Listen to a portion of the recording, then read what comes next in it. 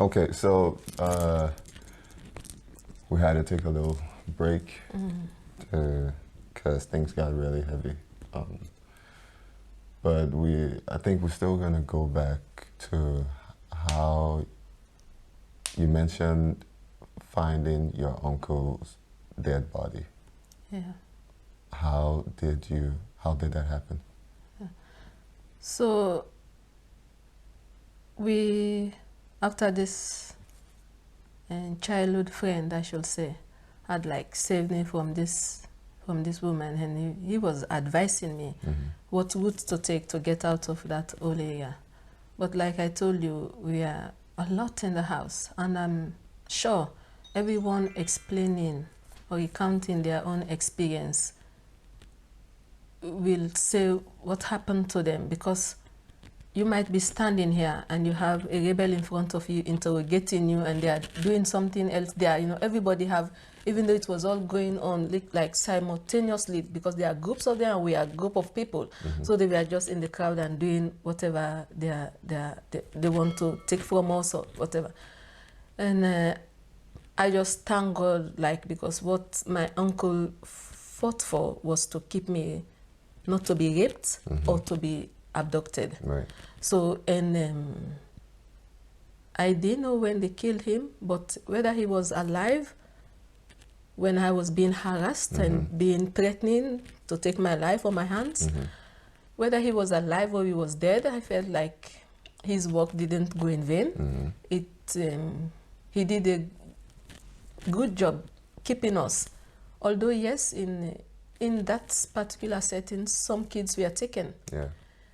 So we thought, I believe this boy when he told me use this route, and then the maybe a little bit, I felt a little bit safety, because my husband now, Albert, we were all living in the neighborhood, but Albert was not in Kisi at that time. No. But Albert's auntie is like a mom to him. I could say Albert's mom. They also had refuge at our place. Okay. So we were together with Albert's auntie. And then her name is Mishevu. She passed away last year. So, and then it's like a soldier came, and then like, oh, yeah, I think this man had people in Kisi, and he came like to rescue them. And he said the same thing, that he was heading up Looking Town to use that mountain to go over the other end. And Mishofi knew this man. And then I said, yeah, that's what the boy was telling me. So Mishefu, myself, and another lady called Emma, and a lot of people, yeah. So we just like, okay, thank God, this is a soldier. He has gone, maybe if he can just direct us the way. Oh, then we came up there not knowing that the army and the ECOMOG, they were fighting from that end too, because they knew it would be an entrance to the western area. Right. It was deep. So we had to like down again. So when we were coming down, that we were there the night sleeping, we slept on the trees or whatever. I was there with this Mishefu. She was an elderly woman. Just a minute, I think there's something just removed. Oh, thank you. Yeah.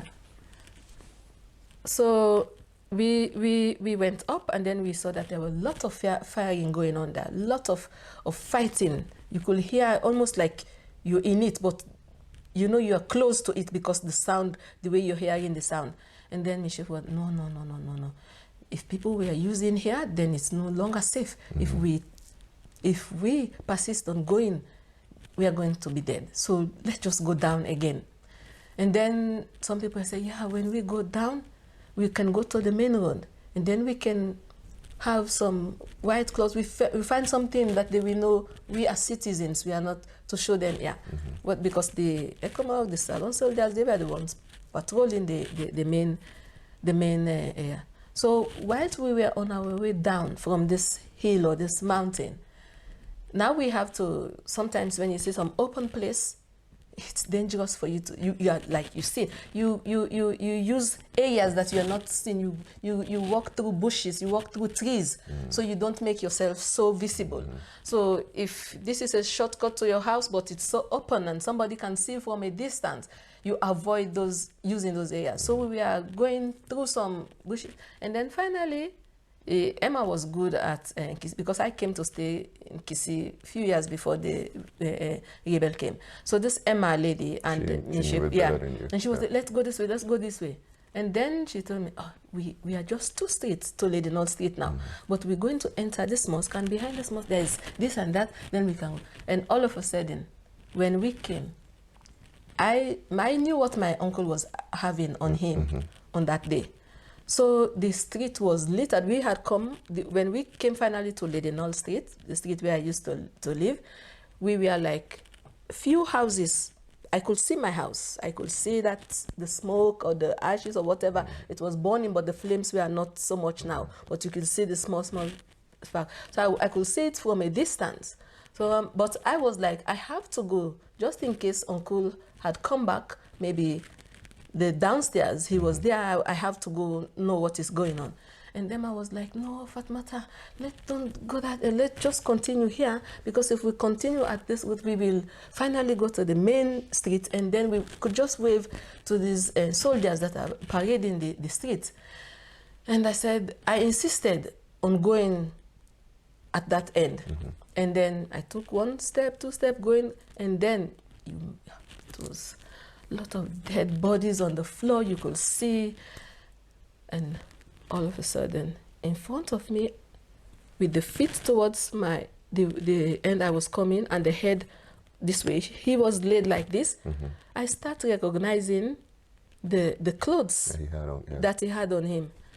And there was something like, whatever, he used to ride bike, so he had something like a t-shirt, something with a bike rider. And then I was looking at that, this is. So I went closer, and Emma knew my uncle as well. So I kept going closer, and I said, Emma, look there, that person there, that must be. And he never kept his hair. I think he was going bald, so because of that, he just like had bald skin. Yeah. I saw the bald head, I saw this t-shirt, and I saw the khaki brown shorts he was wearing. And then my heart was just racing to prove whether it was him or not. Oh, Chris. And the more I came closer, the more I realized it was him. He was just there, face down on the floor. His hands were like this, and his face was on the floor. And I could see blood underneath his face. And I just like threw myself on top of him. And then, but we were 2, just me and Emma now, because at one point, Albert's auntie was complaining her knees, and you say, you can go, I'll rest a bit, and then, but when we go a little, we will look back to see if she's coming. But the moment we were at Lady North Street, I wanted something was just pulling me towards my home. And then I wanted to go, so I was not even looking back for Micheful.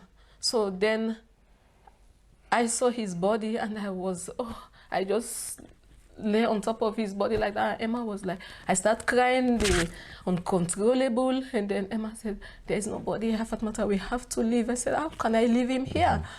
I have to take him, but he's a strong, huge man. I could not say, neither me nor you. Then I said, let's go, there is a place called Summertime. I don't know, it used to be a club or what. I said, there were people, and in summertime, there was a doctor there, either neighbor or was living there, and they had held him hostage to take care of these injured rebels. So, and there were people there. Then I said, let's go to Summertime. I said, because we passed there when we were coming. And then I said, if we go to Summertime, then we can find people that will help me, so I can take my uncle. And say, what are you going to do? They said, there's a cemetery behind us. We can do something, but we cannot. And then we went she followed me again. This was, I don't know how many meters. So we went back to Summertime, but nobody was, they were too afraid to follow you, to follow me, to come back. And they said, if it was dark, they could manipulate in the darkness because they knew Kissy. Yeah. But daytime, they said if we take him off the street, we will just put him by the cemetery there and leave him. But we are not going to dig to bury him.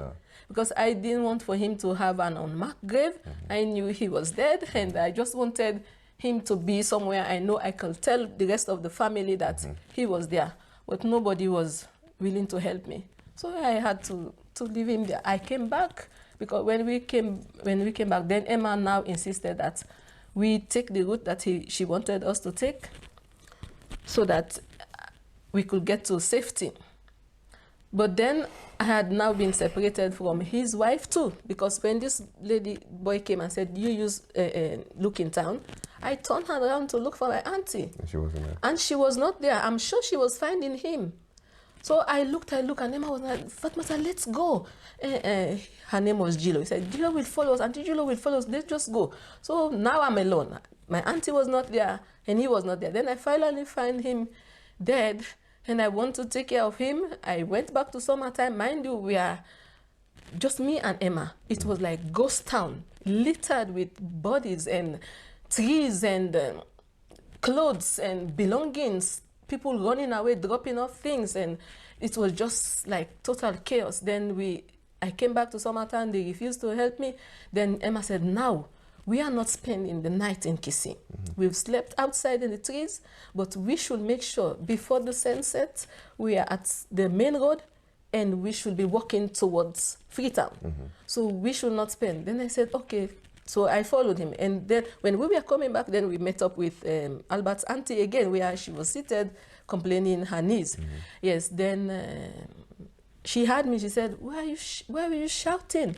I wanted to join the people, but the way you shouted, I thought they were doing something to you. Then Emma told me, we found Uncle Momo dead. And she knew Uncle Momo. And then she said, yeah, what are you doing? I said, I'm going to get somebody so that we can at least take care of his body.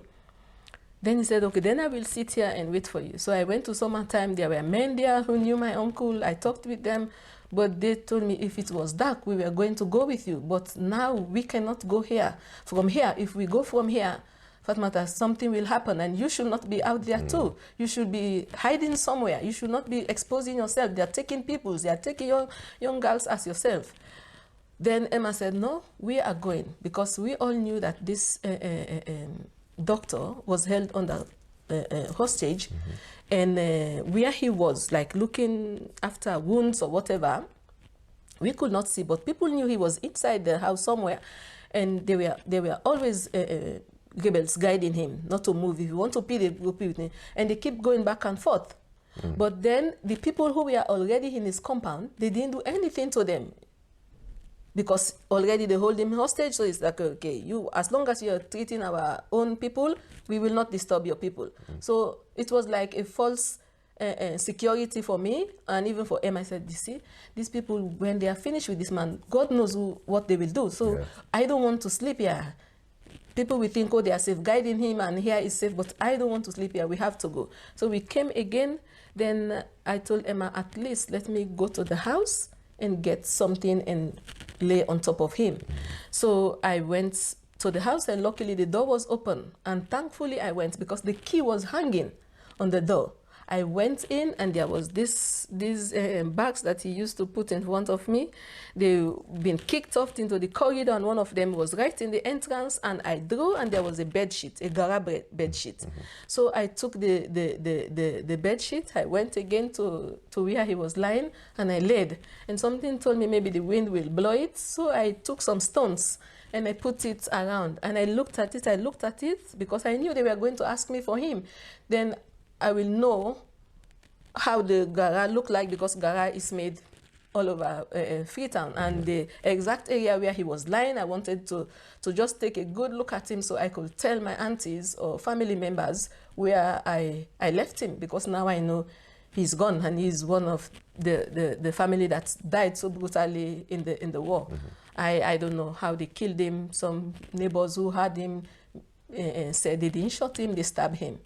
Yes, so he died. They said he lay there and he was crying for help, but they could not come outside because they were afraid. They were still there just watching him pass away. So nobody could help him until they hear nothing. at all.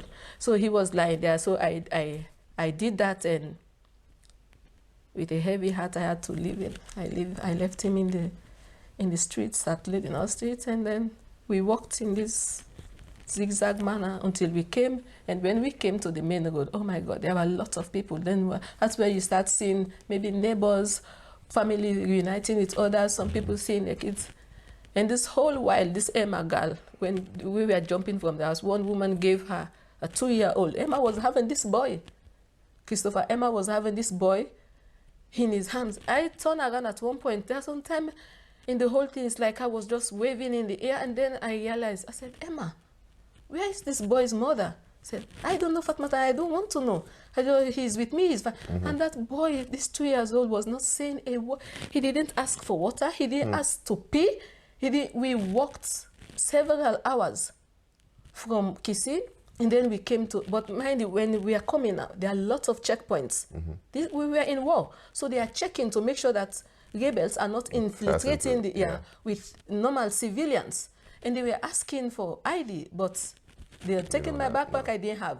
And Emma didn't. But luckily, because we were together, because another thing that became so deadly in the war in Sierra Leone, if for any reason, anybody mistakenly say, oh, you look like somebody who attacked me, or you're gone. So a lot of people lose their life just by somebody pointing. Yeah, some of them might be right. There are some young boys who, like, some of them were adopted, but some of them saw the opportunity of looting and then maybe start taking. But so many innocent people lost their life to those things. So I was like, Emma, we have to stick together. You know me, I know you. If they ask about you, I will, like, tell them, we are from the same town. I know you are my neighbor. And we having the child too, like, helped us a bit.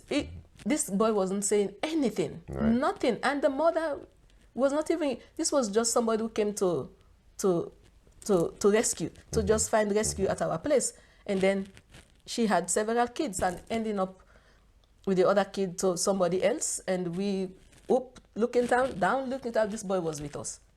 Was with us all the way. So when we came to finally, after going through checkpoints, then I had an auntie. She's now living in England, in Regent Street. I told Emma. Emma told me, I'm going to Mountain Court because that is where I have relative. Then I said, I'm going to my auntie at Regent Street. So what are we going to do? Then she said, I'll keep the boy. Yeah. But she was like older for me, and she was just matured and very tall. Then she said to me, but I'll go with you to Regent Street and make sure you are there, because she saw I was devastated from my uncle and everything. And then I will return to Mountain Court. I thought that was sweet of her, because she had to go through checkpoints, making sure that she saw I was safe at Regent Street, and then on her way back, yes. And when you are going the opposite way, it's even difficult. Yes. But because she knew she was going to Mountain Court, she said that, because I told her, I said, they will be asking, why are you going this way? Because you come in, then I will tell them I'm just going to Mountain Court. Then, because it's like this way, and then you have to go this way. When we come to the city, I don't know even where Mountain Court is, but that was where she was heading. I know Mountain Court, before you can go down a little bit longer, then to the central of Freetown, you get Regent Street. So I came there, and my cousins, my auntie had fled and went to Aberdeen, where my sister was for vacation. And then luckily, one of my cousins had just come from Aberdeen to come and get some food from the house. Yes. And then I came, me and Emma, and he was now locking the door, having some bags and bags there. And I said, Junior? He said, yes. I said, what?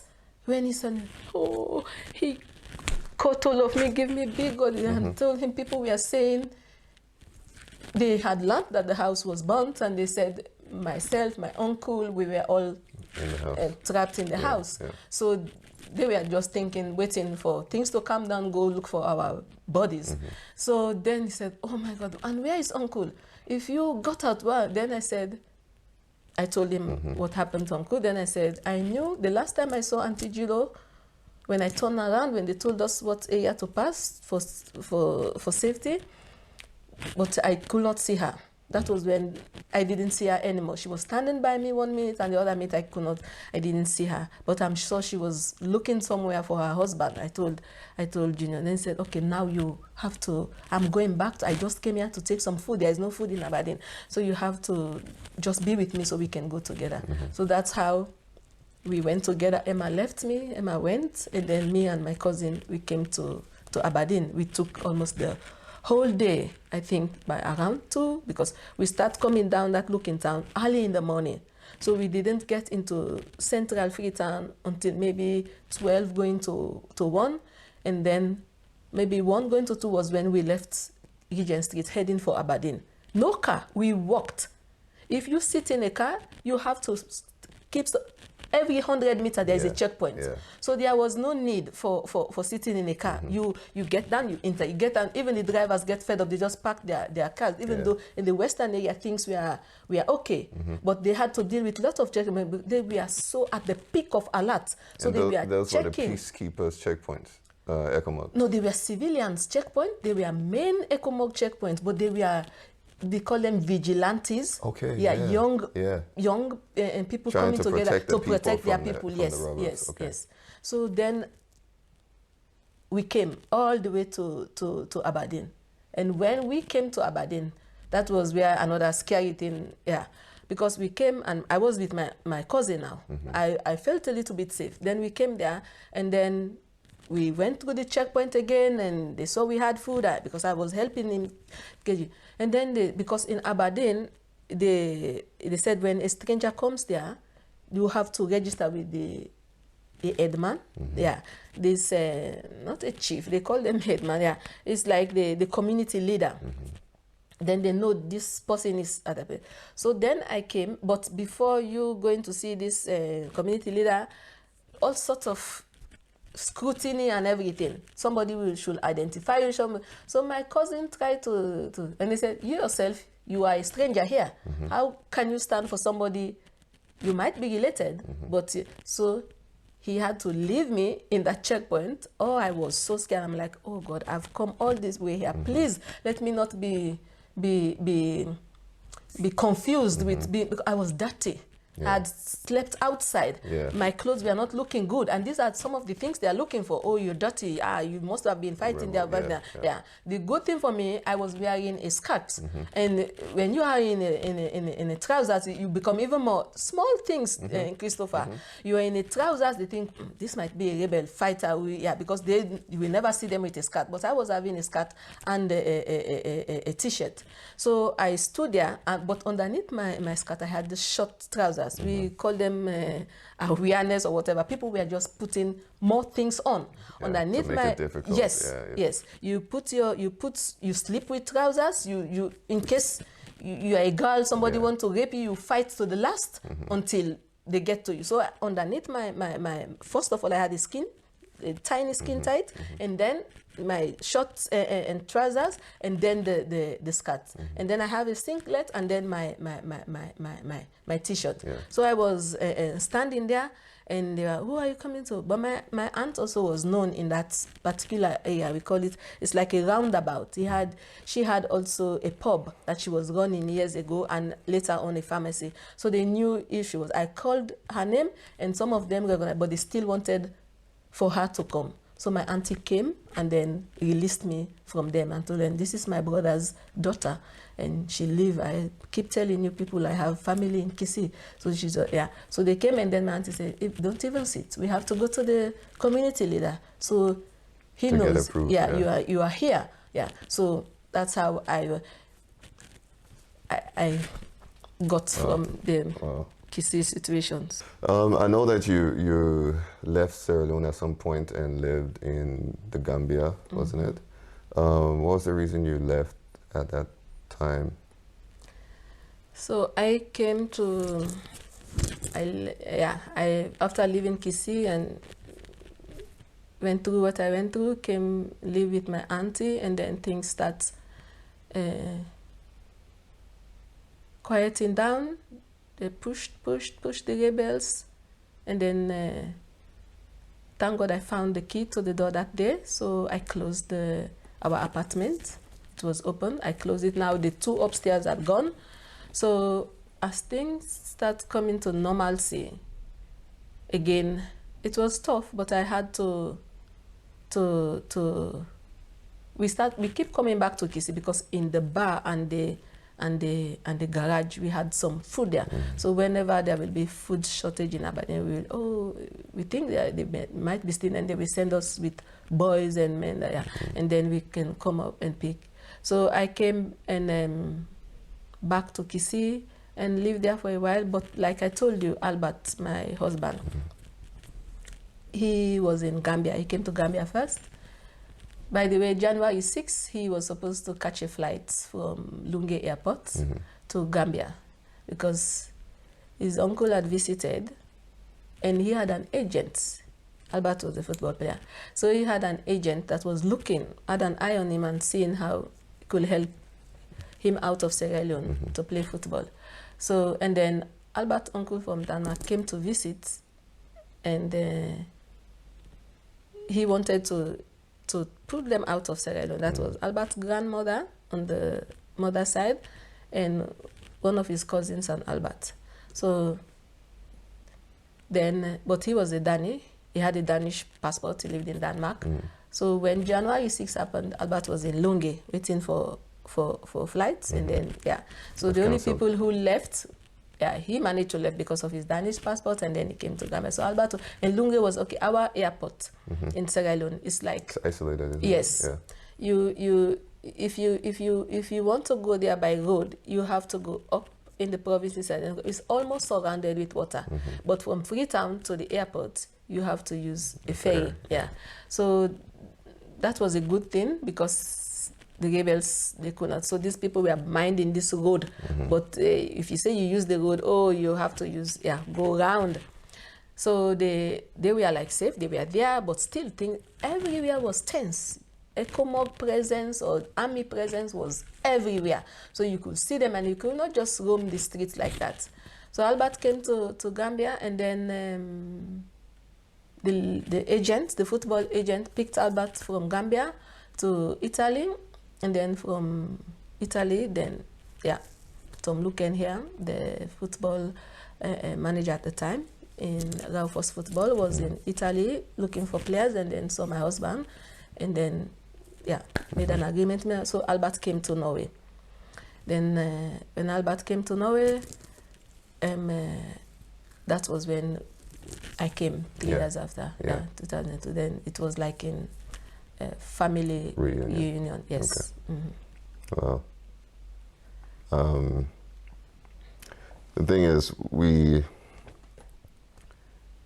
the story usually is, at least so far, the other conversations I've had with other people, most of the story revolved around here, after moving to Europe, to the West. Yours, I know you have story here too, but it's a lot like what happened there, that your experiences there. It's just loaded. And because of that, I'm not exactly sure how much because of time, I'm not sure exactly how much we'll go into the story in Norway, but I can just run through some small points just to cover up a bit. You came here, as family reunion, but you still had to start your life from scratch here. We actually went to language school together years back, and I know that it's, for everybody, all of us that moved here, it was a difficult start in the situation. How was it for you when you came here, the expectations and what you were looking forward to, how you're looking forward to build a new life? How did you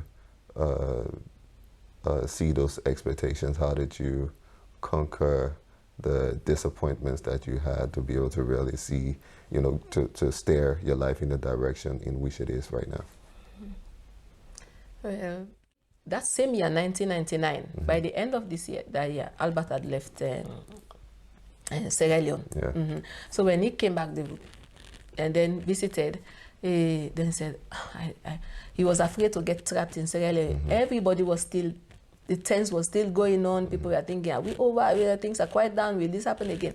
So he came and then said, okay, let's come to Gambia. So he brought me to Gambia and we spent the holiday together, and then he left. And then when he left, then it's right now to like, okay, let's see if you can come over. Then my father starts having employment again, and like I told you, he goes where he has his job. So, and I had no like telephone. Every time we communicate, it's like people back and forth. So then Albert did that, and then I finally told my mom about it and everything. Then they gave us their blessings, and I came to Gambia and did all the paperwork there because there was no consulate in Sierra Leone.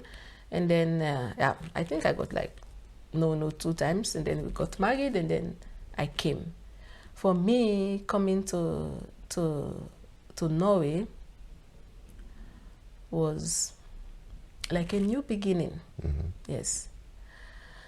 It was like, it was an opportunity because of course you come from one of the poorest. I think my country has been, according to the union, in the bottom of when it comes to develop or life expectancy or whatever you call it, in the bottom of all nations for several years, and especially so when we were going through the war. So, and then I came to Norway, but Norway was a country I never knew. Most of Sierra Leoneans who travel abroad, the majority of them, England, America, even here of Germany, France, but not so much the Scandinavia. Then I got to know more of Norway. I get more interested in it because when Albert left Italy and came to Norway. So my expectation, the expectation I had was like, this is a Western world. I just compared it to all the other Western world I've been hearing about, whether England or France or America. I'm like, it's an opportunity for me to make my life, to live a better life, to assist my family back home, my parents, my siblings. So, and of course, to be with my husband. So that was my expectation coming here, like, okay, opportunity, new door open, yeah. But maybe like the biggest shock was the, as you know, Norway is very cold, the weather, that is one. And then us living here in Raufoss, it took a long time before I know, oh yeah, you can go to the city and get some African stuff. I was just going around this mat boutique and not finding anything close to what I've used to buy. So the food was one thing, though I liked the short leg, the medicine. Yeah, Albert was just showing me all of that, and he liked pasta. He had lived a year in Italy, so he cooked pasta. But again, the thing that struck me the most was how quiet it was. You come from Sierra Leone, Gambia, you can just speak to your next door neighbor over the fence. You know how loud and boisterous things are. And then Norway was just so quiet. And I came in summer, in July, and I could not see neighbors. I'm like, where are people? And Albert told me, this my neighbor went for holiday. This other one went for holiday. When they come back, you will see them. But even when they come back, they're just quiet people, of course. The language too. Albert introduced me to them, but then it's like mostly sign language, and most of Norwegians, their second language is English. They know English, but I think some of them are just too shy to say it. But we talked a little, but for me, the place where I felt very good being before I started school, because summer holidays, there was no school until August, then we started the language school. It was the community of the football team. Oh, I had a very welcome. Yes, I felt welcome. It means the newspaper, oh, Albert has come with a wife, and whenever they have home games, going there and then meeting with the supporters and being in the kitchen cooking, and then you know they sell the waffles and this when there is game, so I'll be there helping how to make the waffles, and sometimes in the kiosk. Then that's how I start learning their money. Waffle cost 30 kroner. When they give you this, you have to give this, and so I felt at home there. Yeah, but it was just Mike and his family, and Ahmed and Thomas Ashgod, Grace, their mom was here. So these three Africans, they were the only ones I knew. And we were so few. When I see another black woman, I know it's Grace. And when I see another black man, I know it's Mike. And if Mike sees somebody else, you know it's Albert. We were just so few here. And so that's my expectation was like, okay, get a new life, grab all of opportunities, and do the best you can do to make your life worthwhile. And then, of course, I've always loved to have family. I know family will come. I will eventually have kids one day, but just for me to get a better life and to do well with my life and to help my mother, both my parents were living. My father passed away 2015, but both of them were alive, and I'm the first of all my siblings. So I knew I had people looking up to me and wanting me to succeed, so that success can also relate to them. So that was my expectation, and which it has, because your husband Albert, he's played football here and was really successful with it. He was well known. He is still well known right now with all the activities he's involved in. And you became a nurse a couple of actually many years back. Many years. Almost 10 years now. Right. You became a nurse, and you've been working for a long time, and you are well established here. So that your expectations actually came to reality eventually, you would say, right? So just to be able to wrap this up, I have to at least mention that especially during this COVID time, kudos to you guys who's been in the front. Kudos to those who have treated COVID patients. We have been lucky at my place of work. We haven't had any COVID patients. We have had like false alarm, I could say, suspicion, and then we isolate patients waiting results. And so far we've been lucky for these tests to come back negative.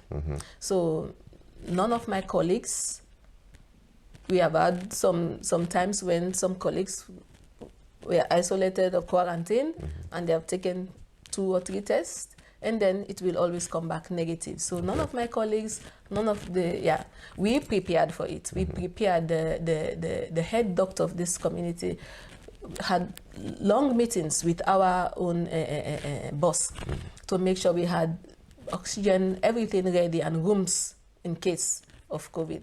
And we did all the necessary things we could do. More hygiene, concentration, of course, that is always the basics when it comes to caregiving or nurse or whatever. Your hygiene should be top notch. So, but then we are focused now. We have the spirit and moonbeam and the mask and everything, and lay some rules.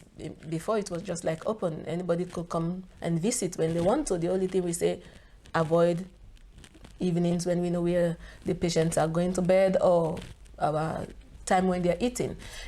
So, but in between a very beautiful place where I work. So people can just come in, and you don't even need to call.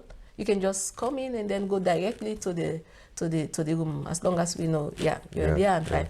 But then now you have to call and tell us you're coming, and we have to make sure nobody else is visiting that patient you want to visit. And if you are from an area where we know the government has said that area is red alert, you're not supposed to even leave your community, let alone come all the way to us. But like our neighbor Gran and whatever, they've been having red alert. So if you are from that area, we don't allow you to visit. So yeah. But yes, the nurses that are out there doing their job, I say bravo to them. I have just been in a full, how do you call it, PPE gear. And it's so hot here. You see how summer is warm now? Just for people who are isolated for a few days, and then we get the test, and when it comes back, we are like, thank God, we are now we know it's just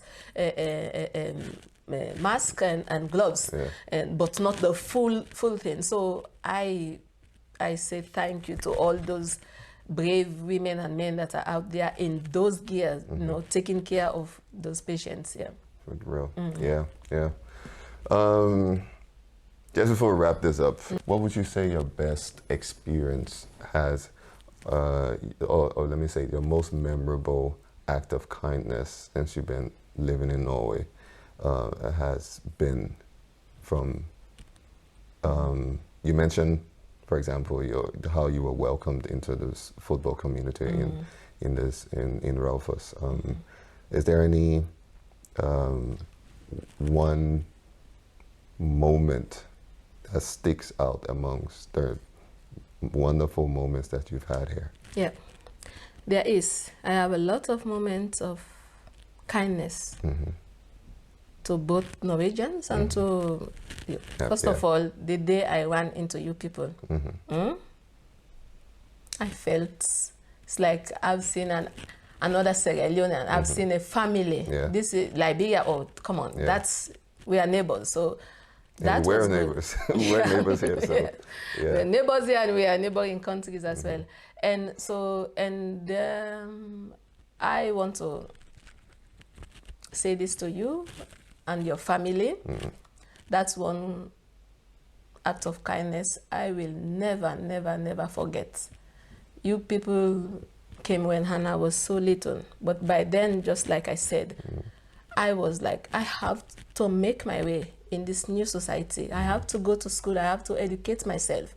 And we started with the language, and then we started with, after language, we went over to this primary, Grundkurs. And then from Grundkurs to Almenfag, this was what we needed. My papers were all burnt.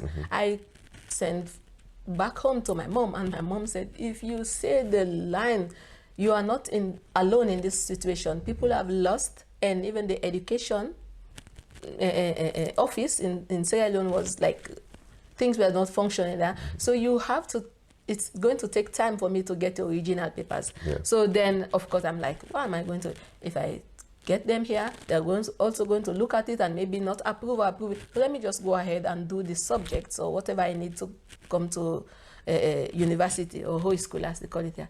So I had Hannah, and studying with kids.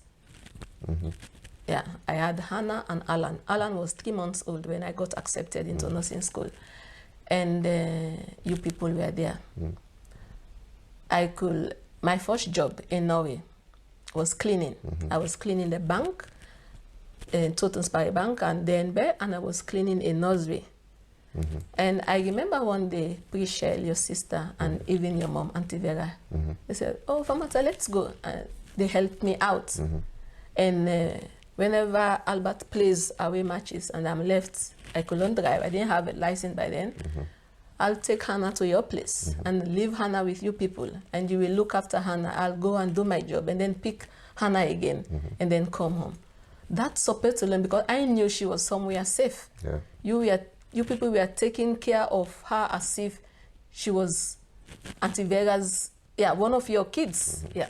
So thank you from the bottom of my heart. They said it takes a village to raise a child, but I think it takes a village too, for one woman or one man to be successful, for them to chase their dreams and achieve it. If I didn't have that help, if Anna was somewhere I could not like relax, I know she was being taken care of, I don't know what the results will have been.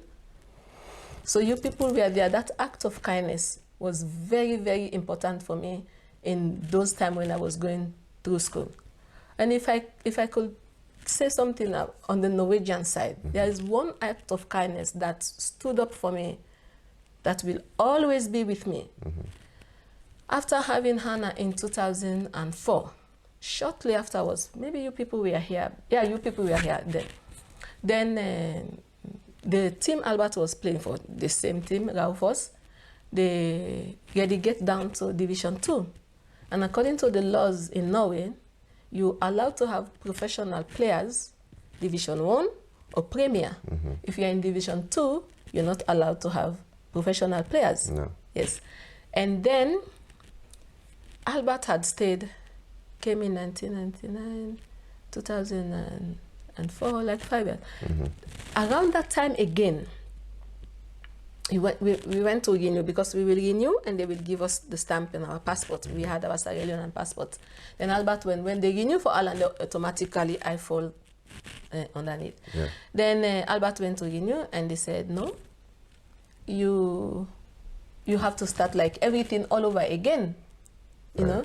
And now Raufoss had relegated to Division 2. Right. They are not allowed to bring a professional player, and that was the same time the stay we got had finished in Norway. Yeah, I remember that. Yes. So, in space of 2 weeks, we received a letter that You were going to be sent home. yes, we should leave Norway like that. We are no longer living legally, and that the contract was finished and it should be rewrite.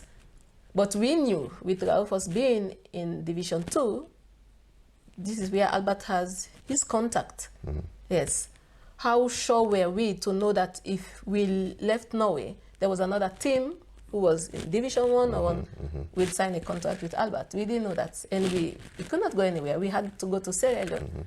And these people in the fans, the officials, the players, the town, up till now, Christopher, I'm coming across women, men, old women. When they see my surname on my badge, Cole, They recognize it. they recognize me. They said, oh, we saw your picture. Because we became news. We were on TV, we were on the newspaper, and they were like, oh, this beautiful family is going to be sent to, and I was little. And they rallied around us. The job, I told you I had my cleaning job, because you had to put in your residential permit and work permit, then yeah.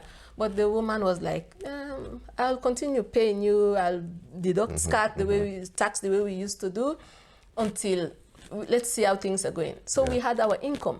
The football team was still paying Albert.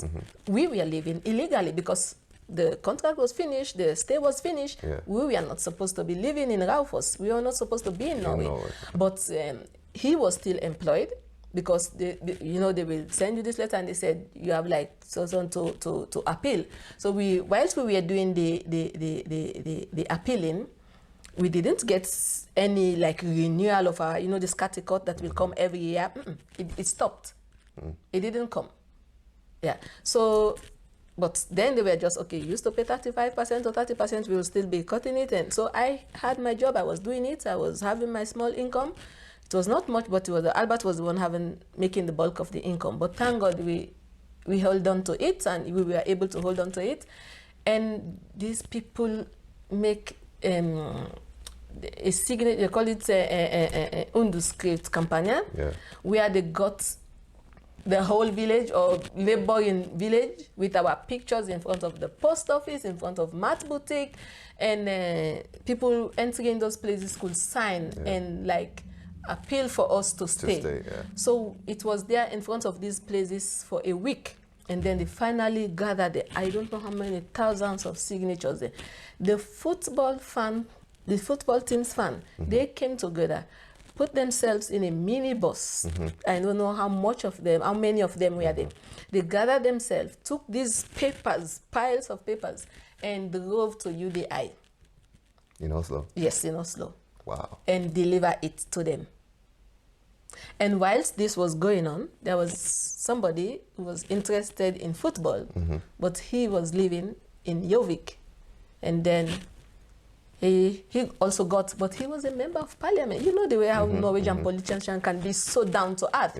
They could be living next door to you. You don't even know this is somebody with power or whatever. So he saw her, and then he told us, in Norway, there is a law that professionals, that including teachers, doctors, nurses, engineers, even those working in the oil platform, if they have stayed in Norway, I don't know if it was 4 or 5 years, he said, and you, no crime, nothing, you have a clean record. If you want like, oh, now I feel like I want to stay here permanently, you can apply. And if they watch your background and you have not committed anything for them to say no to you, you can get a permanent stay. And let me guess, you were eligible no, then he said, but I don't know why this does not apply to sport. Oh. Yes, it was with other professionals. Said because football is also a profession. And your husband came here to play as a professional. So he took up that. This was just blessing in disguise. This man took it up. They were going to have a meeting in Stoughton or whatever. And from the lowest, he started with them and brought it up. But that was when people said, oh, you are for Hoyer. That was when Anna Solberg, not this time around. Almost how many years ago? Anna is now 17 years. Almost 15 years ago when Hoyer also, they had a coalition party. But I think that time was the time they won. They had majority. Anna Solberg was the prime minister by then. Then, so things start rolling from there. And then it's a blessing. I came from Sierra Leone. Albert, my husband, came from Sierra Leone. We are citizen. Norway has always been rated as the best country when it comes to standard of living in the Western world. And the opposite is where I come from. And we come from humble background. For me to come to this country with my husband, and then that particular incident that happened that could have landed us back in Sierra Leone, change in a way where laws had to be adjusted for me to stay in Norway. I cannot say thank enough to this village. Wow. And you said laws because because of your family, that law. 2 years. 2 years. And I was, 2004. That was what was months old when this happened, or maybe close to 1 year. And then we stayed like this, not knowing what was going to happen, whatever. We got a lawyer, for me to build something, a case, so that out of humanitarian or what had happened in our country could be, looked upon. But then this man had like this good chance of saying, I want to just ask them. He was not even like, I want to just ask them, how can you make this law? And it includes every other profession, but not sports, because this person is a professional and live from football. He didn't come here and look for a job. You people go get him and as a professional. So why does not? So that law included now footballers and maybe other sports. But when we got the letter, Christopher, that came, and then they showed, it was stated that because of the changes in law and this and that, the way they can quote the section and everything, you were allowed to stay. Yes. All the years that we had stayed for was like washed away, that we start new, but at least we had our permanent stay. So this whole village, I owe it to this whole village. Foreigners and Norwegians are like, but the Norwegian took the lead role and like, no, this family have to stay, and raising that bell and making this man in the neighborhood to just look at it. And because even though we had our lawyers and we had like a case to argue in court why maybe they should allow us to stay, even if not because of football, but because of humanitarian and because of the history of Sierra Leone. But that was where we got our blessing. That's a big, big blessing for me. And there's just the fact that that act of kindness from the people of Raufoss led to, you don't even know how many other people it's helped. It's countless of people. Yes. That law, because that law is in place now. That's football players and so if you stay in Raufoss, if you as a football player, Albert keeps telling these young men, because for me, sometimes I think I stalled his progress when it comes to football because he was in the prime and was playing good. But then we had Hannah, and he was like aspiring, like, oh, I came from Italy. The club that loaned my husband to Raufoss, yeah, it was just like a loan, and he was looking back like to go to countries that are playing football. Yeah. But I was this person that wanted to be like, now I can't be moving from place. I had my own like, so I felt like in a way he sacrificed a lot in his career for the family and for us to be where, and it's all because of him. He was the one playing football. He was the one who, I was not the footballer who got the law changed so that I can be here. So he was the one that did all that. And then how young African players, especially those who are not born here, sometimes Albert meet them because every time they get an African player at the team, they call Albert, just for them. They could relate with him, and he could like, yeah, it's nice jumping from one, chasing, but know that if you want to stay here one day, you have the opportunity. Wow. Yes.